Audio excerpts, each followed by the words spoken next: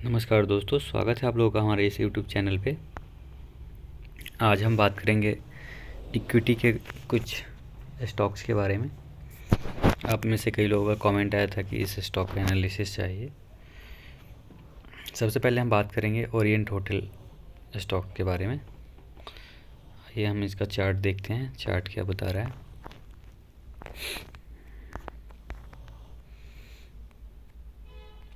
Stock अपने ऊपरी भाव से लगभग 50% गिर चुका है अभी। हालांकि अभी मैक्सिमम ऐसे स्टॉक हैं जो 30%, 40%, इवन 60% भी कई स्टॉक अपने ऊपरी भाव से करेक्ट हुए हैं।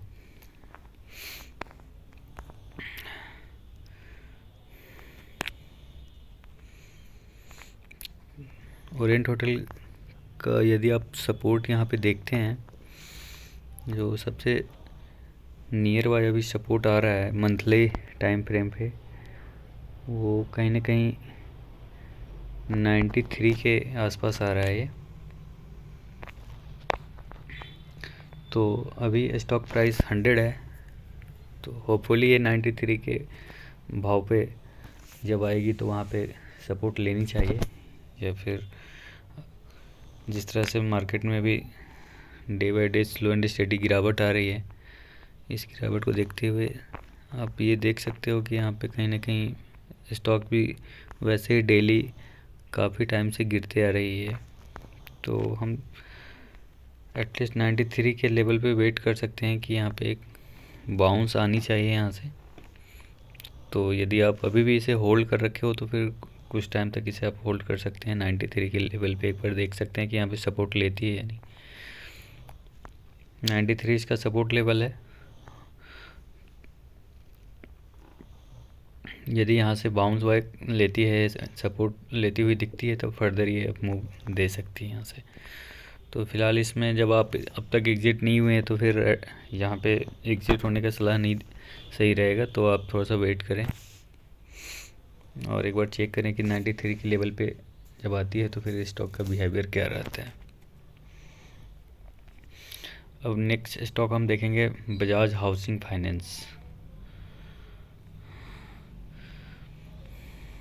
बजाज हाउसिंग फाइनेंस, इसके आईपीओ अभी 2024 में आए थे। उस टाइम ये काफ़ी हाई लेवल पे लिस्टिंग हुआ था। उसके बाद कहीं ना कहीं स्टॉक में स्लो एंड स्टेटिक गिरावट आती हुई दिख रही है।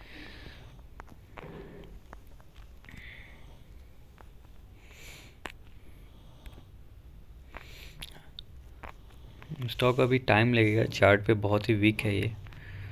तो इससे अगर यदि आप होल्ड कर रखें तो इसे आप लॉन्ग टर्म के नज़रिए से होल्ड कर सकते हैं। आप इसमें यदि नई एंट्री चाहते हैं तो आप 90 के स्टॉप लॉस के साथ यहाँ पे नई पोजीशन बना सकते हैं। बिल्कुल चार्ट पे अभी काफ़ी वीक दिख रहा है, बट कंपनी अच्छी है तो ये लॉन्ग टर्म में बेहतर प्रदर्शन कर सकता है।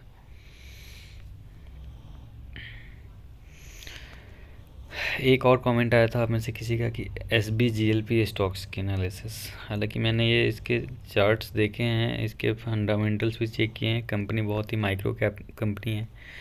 ऐसे कंपनी में मेरा कोई इन्वेस्टमेंट नहीं रहता है, क्योंकि ये बहुत ही अलग टाइप के इसके चार्ट आप देख रहे होंगे कि हाँ, या तो कभी सर्किट टाइप का स्टॉक है, या अपर सर्किट लगते चला जाता है, तो कभी लोअर सर्किट लगता जाता है। बहुत ही छोटी कंपनी है। 700 कुछ 750 करोड़ के आसपास का इसका मार्केट कैप है। तो ऐसे स्टॉक्स में इन्वेस्टमेंट से बचे, या फिर ऐसे स्टॉक्स में वही पैसा आप लगाए जिस पैसे को यदि आप वो नुकसान भी हो जाता है तो आपको कहीं दिक्कत नहीं आनी चाहिए, क्योंकि ऐसे स्टॉक्स में ऑपरेटर ड्राइवर स्टॉक होते हैं। इसका मूवमेंट किस साइड कब जाएगा, इसका गेस करना बहुत ही ज़्यादा डिफ़िकल्ट होता है। फिर भी इसका एक बार हम चार्ट एनालिसिस यदि देखें तो स्टॉक्स आज 9% की तेज़ी दी है। तो यदि हम चार्ट पे देखते हैं तो ये कहीं ना कहीं यहाँ से जो वीकली टाइम फ्रेम पे हम चार्ट देखें तो ये कहीं ना कहीं एक तेज़ी यहाँ से 45-46 के लेवल तक अभी आनी चाहिए।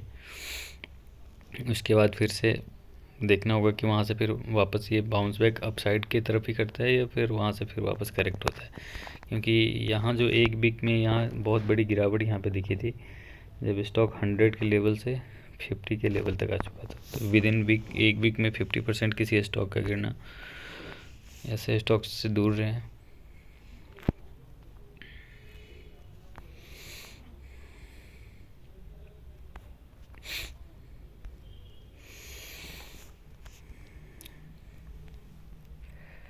और आज हम एक इरेडा स्टॉक्स देखेंगे, इरेडा का चार्ट।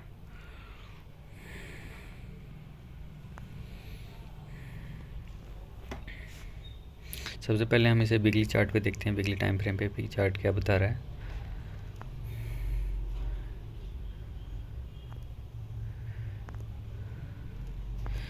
वीकली टाइम फ्रेम पे ये एक स्ट्रॉन्ग सपोर्ट जोन है इसका, जो कि कहीं ना कहीं 120 के लेवल पे आता है। इससे पहले भी स्टॉक यहाँ से बाउंस बैक दे चुकी है, तो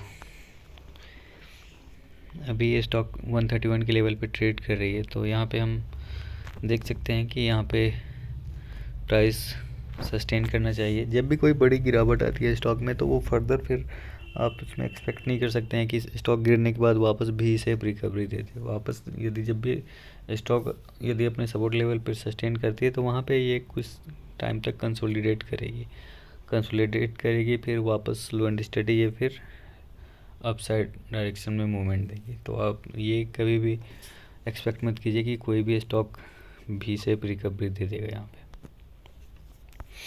हालांकि अभी मैक्सिमम स्टॉक्स स्मॉल कैप या मिड कैप के हों, वो मैक्सिमम स्टॉक अभी गिरावट में है, करेक्ट हो चुके हैं। सिर्फ लार्ज कैप स्टॉक है जो कम करेक्ट हुए हैं, नहीं तो मिड कैप और स्मॉल कैप के मैक्सिमम स्टॉक अभी अपने ऊपरी भाव से बहुत ज़्यादा गिरावट में है। मैक्सिमम 50 to 60% तक की गिरावट देखने को मिली है। थैंक यू दोस्तों। यदि आप लोगों को वीडियो पसंद आए तो लाइक कर सकते हैं, कमेंट कर सकते हैं और हमारे चैनल को ज़रूर सब्सक्राइब करें। यदि आपको भी कोई भी स्टॉक एनालिसिस चाहिए तो आप हमें कमेंट सेक्शन में बता सकते हैं कि हाँ हमें इस स्टॉक एनालिसिस चाहिए, तो हम कोशिश करेंगे कि अपकमिंग वीडियो में उसे कवर कर सकें। और आप ज़्यादा से ज़्यादा वीडियो को लाइक करें और हमारे चैनल को सब्सक्राइब करें। थैंक यू दोस्तों।